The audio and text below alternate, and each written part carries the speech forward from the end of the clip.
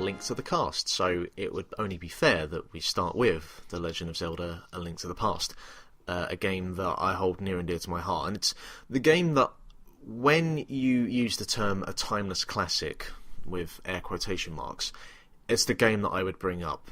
For a game that was released back in 1991, it still holds up now, both visually and in terms of its actual gameplay mechanics, because a lot of the stuff from that game is still used today in Zelda games that come out now, and also in other games that are highly influenced by it.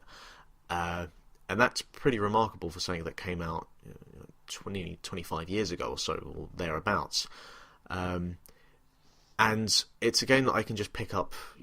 I'll play it through once a year, once every 2 years or so, because it's just so immediately accessible. And a lot of it is that kind of nostalgic kick, but I think it's one of those games that anyone who hasn't never played a Zelda game, you could easily just hand that to them and let them go off for the weekend and have a grand old time. And, you can do that with a lot of Zelda games, but that whole kind of timeless classic thing, you can make the argument about what the best Zelda game ever is, and it's not my favourite Zelda game ever, but that you compare that and Ocarina of Time, and I think Ocarina of Time, the original, not the remake, hasn't aged as well because it was in that early transition of 2D to 3D gaming. But with A Link to the Past, just the way that it looks, it just still looks as glorious now as it did back in 1991. Just has a really, really nice art style to it. The music is, it's ingrained in my head now, but it's got some classics that, Nintendo still use and twist and turn into new versions of it to this, kind of current day. And, its original core inception, it was going to be on the original NES, but got moved over to production or development for the Super Nintendo. There's a couple of small differences between the original Legend of Zelda and A Link to the Past. It's not as open world as the original Legend of Zelda. It's got a slight more kind of linear flow to it, but it's still an open world, and that's still pretty kind of mind-blowing for 1991 and playing it back then, I'd imagine, because I didn't play it then because I'd have been 3 years old, but I imagine for games at that time, just this kind of open world to explore, and just how glorious and beautiful it looked, and all the secrets to uncover. I'm gushing now. It's straight, like you do, and it's very similar to what I think a lot of people in our generation have, is that like the game in terms of when it came out, 1991 in Japan, 1992 North America and Europe. It's interesting that kind of it was before our time because we were toddlers, and yet I think in my memory it's probably the first game of the SNES era that I was able to go back to. And there is this problem for a lot of games where when you try to go back, you highlighted the problem of the 64-bit era, that there are just games that just don't plain hold up. Like at the time, sometimes, like obviously, and a lot of gamers who kind of saddle a few different generations when they've been playing for a while have the thing where they go back and they look at a game they played years and years ago and they go, I thought this was the most realistic looking shit when I was a kid, and now it's just, it looks awful. But A Link to the Past is one of the first games where I went back. I didn't own a SNES at the time. My first console that I owned with my own money, well, I say my own money, it was money I got from my communion, was the N64. So when I eventually got a SNES from my auntie when she kind of was getting rid of hers, and I went back to play Link to the Past, it was the first game from a previous generation that I think like it absolutely thoroughly held up for me. And it's, like you said, it still holds up. Like in 2015, you can throw that game on. It is still accessible. It still looks fucking beautiful. The music, the colors, everything about it is just, it's, I don't want to say timeless because we don't know, 20, 30 years from now what gaming is going to be. It's but fucking it's as close timeless.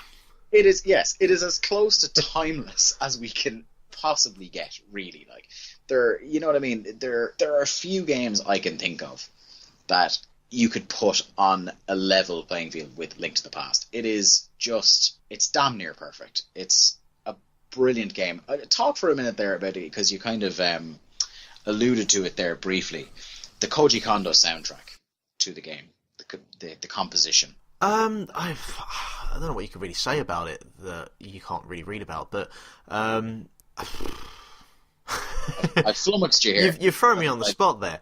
Like, there's a few bits of music, like the Dark World theme. These are my Paxman questions to find out your commitment. You've never played the game at all, Mark.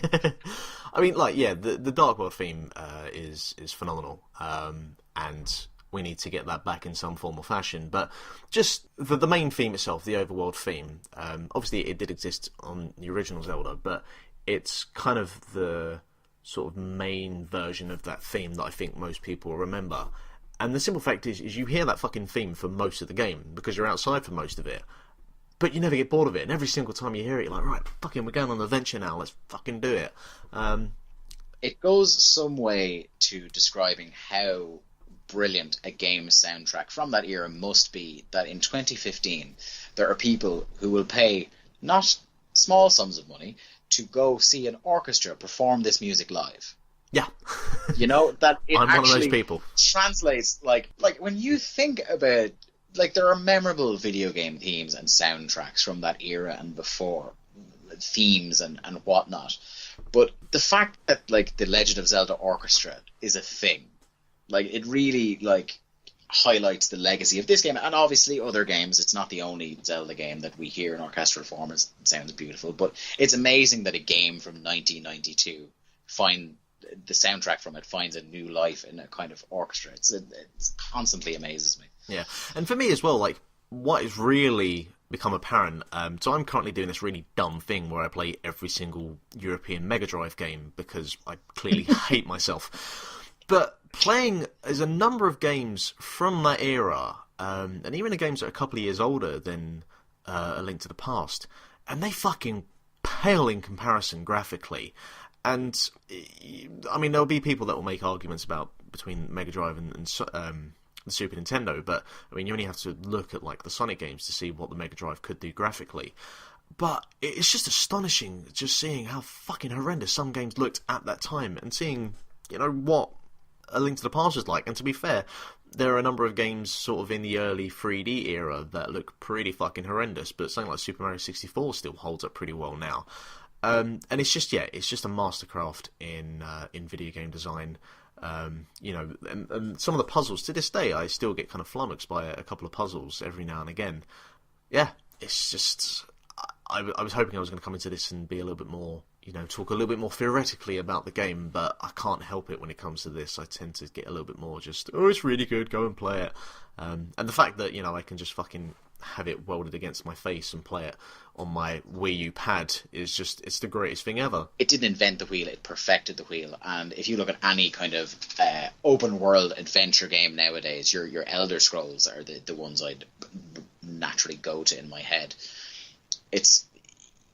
You don't have trouble making the connection there that Zelda, and perhaps particularly Link to the Past, had a mighty hand to play in inspiring the whole genre.